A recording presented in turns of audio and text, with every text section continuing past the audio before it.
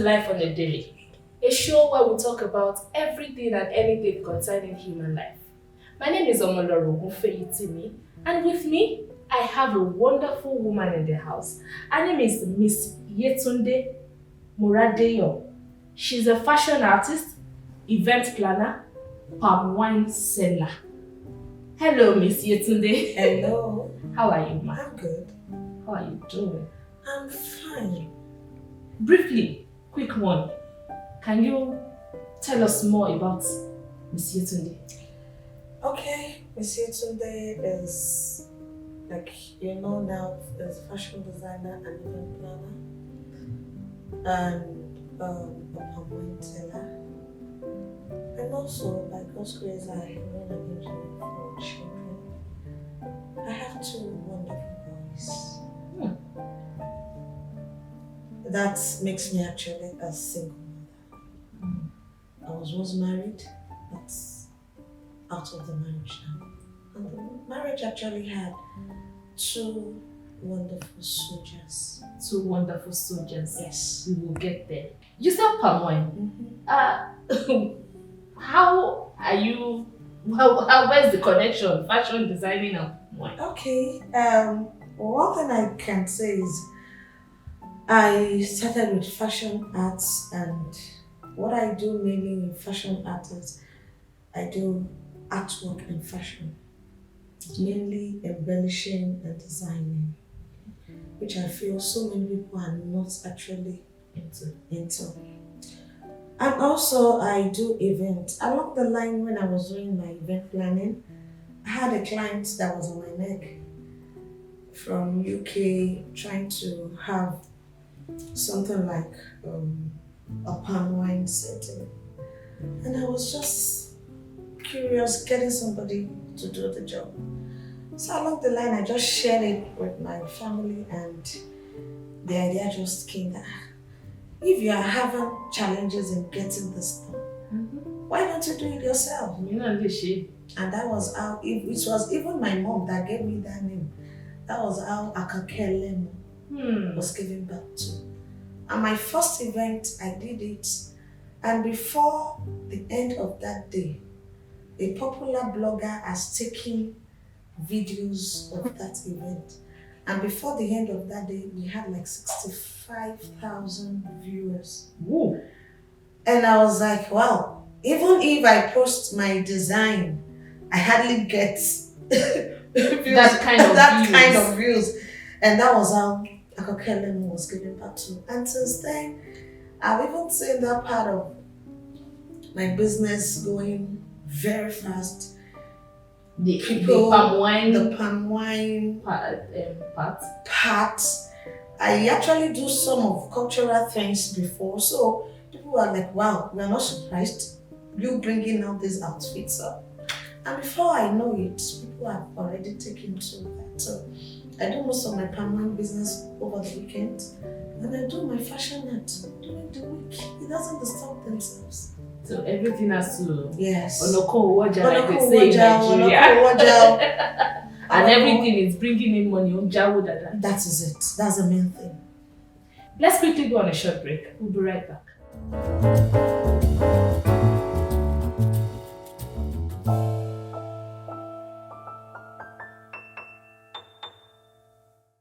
Welcome back.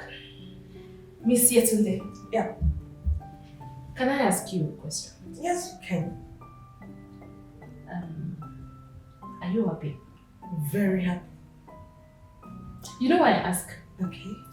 You said you were once married and now you're a single mother. Yeah. What happened? Okay.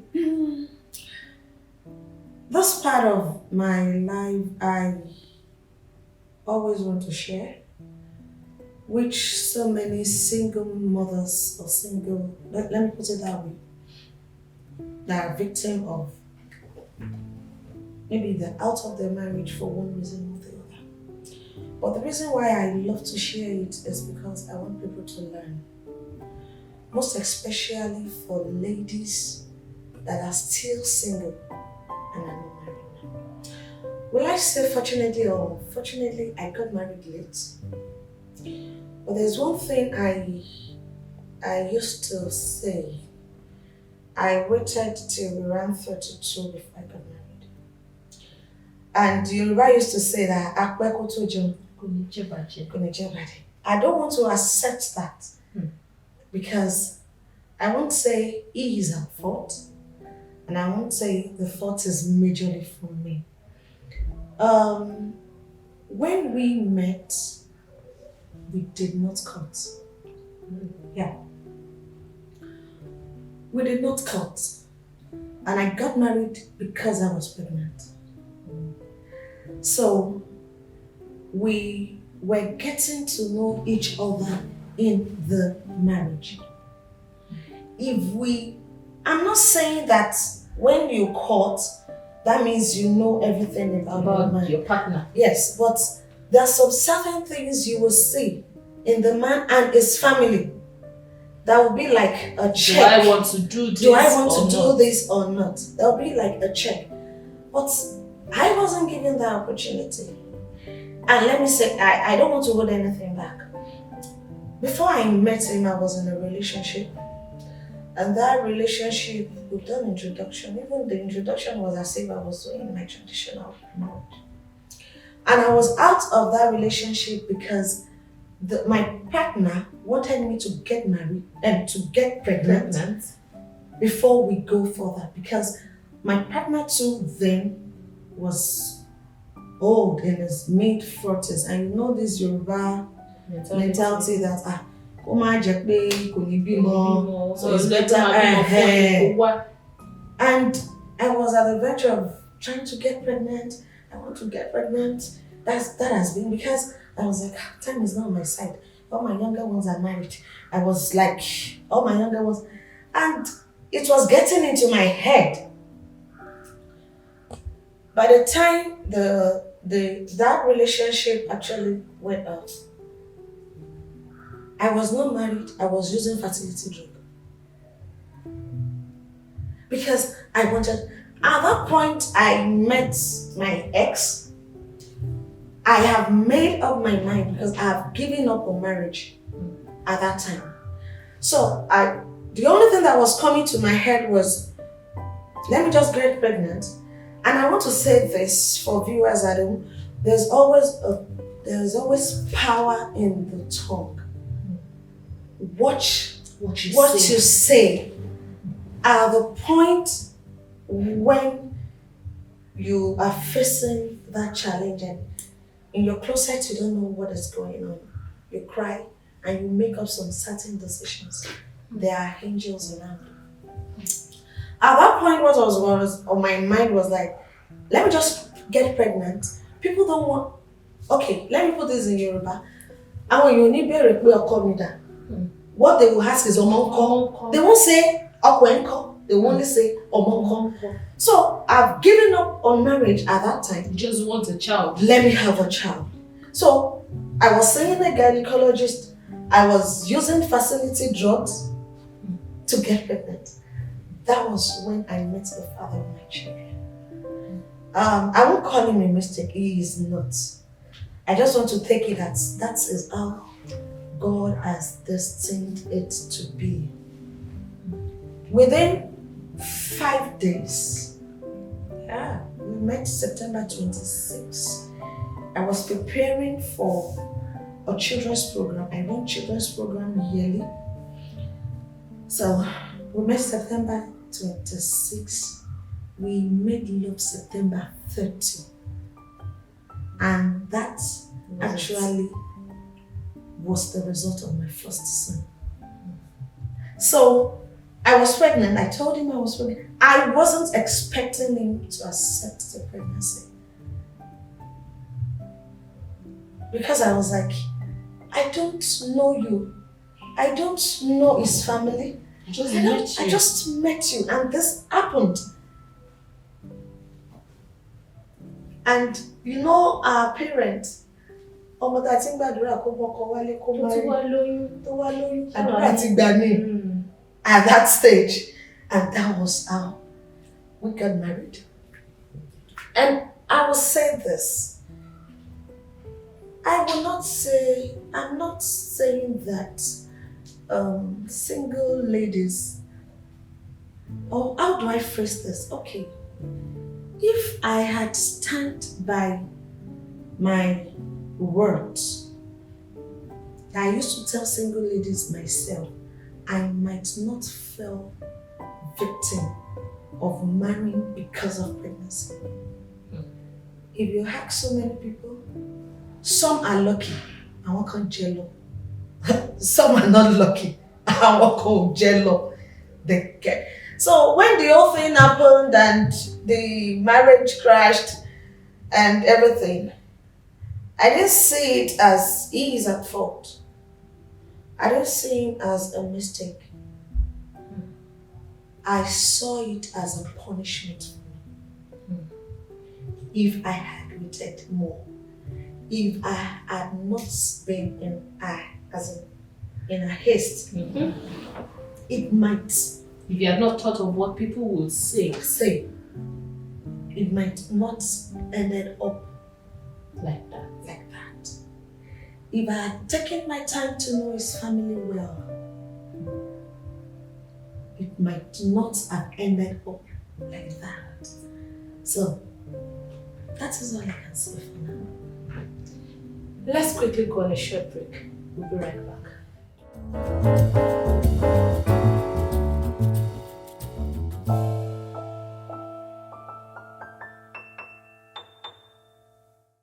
Welcome back.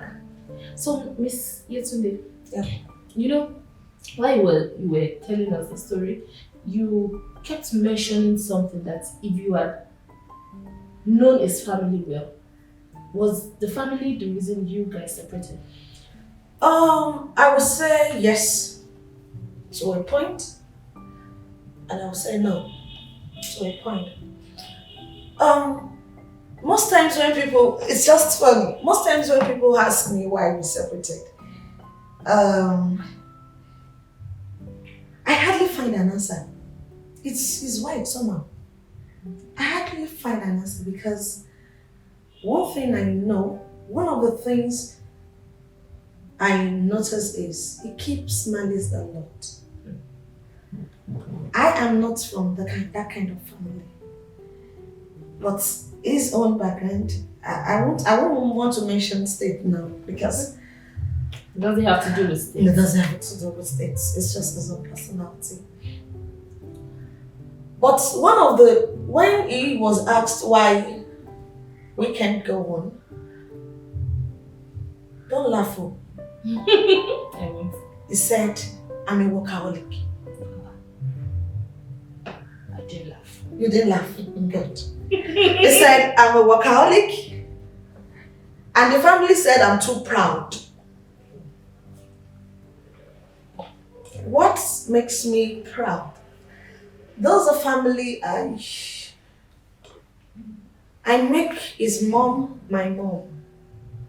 My family make his own mom a friend. Do you understand? You know, so a family friend thing. as in if Mura Bujoko for mommy, anything they do to my own family is perfect. But I can say that among all other wives, I am different. You are the only one that... I'm different, in terms of work, education. I'm different. Okay. Do you understand? So maybe I feel that makes me proud. And the issue of there was a project I was running, and I'm still running. And when I had that vision, I'm somebody that I can't sit. I'm restless. I want to get something done. I have a target. So when I was running the program, I shared with him, that's a project I want to. And he asked, hope this will not affect the home. I said it won't. There will always be a balance. But I said, okay. And even if it will affect as in because of the kids, I'll get somebody around. Not a maid now, but like a sister. I used to run a school then. I had an Austrian primary school, which I would say that school went with that marriage. So I had one of my staff that is like a sister to me. So whenever I'm in the school, I'll do one or two things with my teachers and put things in place. I'll go before the close of school. So at least I'll be back to be able to pick the kids, go home and face whatever I have to do at home. So along the line, sometimes we need to travel to meet people because of the project. We'll travel. This I will share with him. If he doesn't give me the permission, I will not travel. Let me put it this way. This is a man, even my friend used to make jest of me that Omarubo Nyemi. Why? Because some people will ask that, okay, the man said he's proud. That is why she's out of the home. I will bring him gone. Oh, possible come and ride up on him. No. If I will serve him, I'll serve him. If I'm not leaning, I'm bending. And we have just 2 years different. I never call him by name. Not for once. My friends used to even make jest of me that who you calling your husband Lord, my Lord. You do that? So he cannot say because no. Now I just saw that the project was going, I was meeting people, I'll come home, okay, this, and whenever sometimes it really affected the project that to the extent that I know the time you want me to be at home. If I'm the next to see the person I've come to meet, and I see that with this timing, I can't meet up with my time to get home, I'll forfeit the appointment and leave and go home. Oh, wow. And you're proud. And I'm proud. So when the whole thing starts, because of the status, I will not want to say some things. When the whole thing started, and most times I will go knock the door, my love, what is going on? Because one thing about me is he keep malice.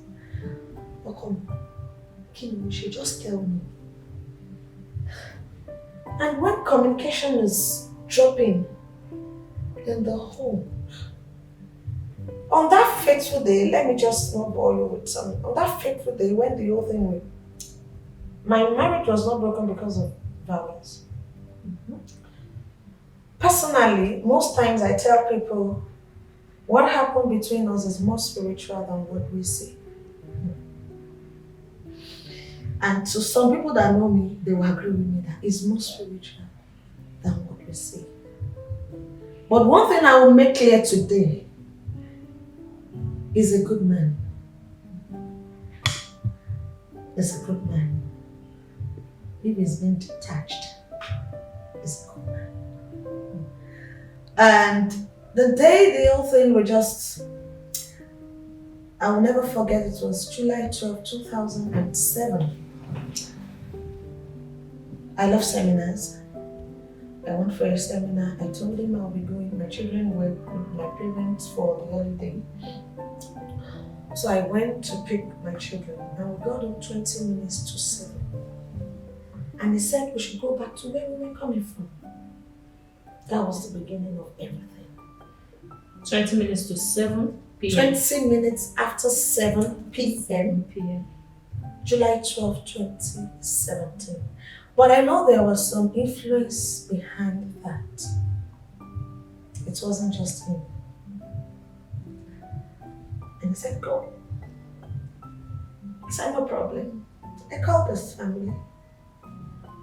And for a whole month, None of his family member even asked of me or the children. So I felt, and there's one thing I'll keep on saying. I said, if I'm a good woman, they will look for me. If I'm not, they will let me go. And since June 12, 2027, though it was tough at some point, but I thank God for the kind of family I have. To the extent that some meetings were made, it was for my family. But when they ask him, what has your wife even done to you? He said, he's proud and he's a workaholic. I will never forget. So my marriage was broken because I was proud and I was a workaholic. And the main thing he now stand up on was that project. Go, you won't do it again. Go and drop it. And I said, there's a project. I'm not doing it behind you. On all the contacts and everything, we are partners. Your name is there. Your phone number is there. On my NGO certificate, we are both partners. There's nothing I do that you don't know that I see myself as just the managing director. You are the CEO. Where am I proud?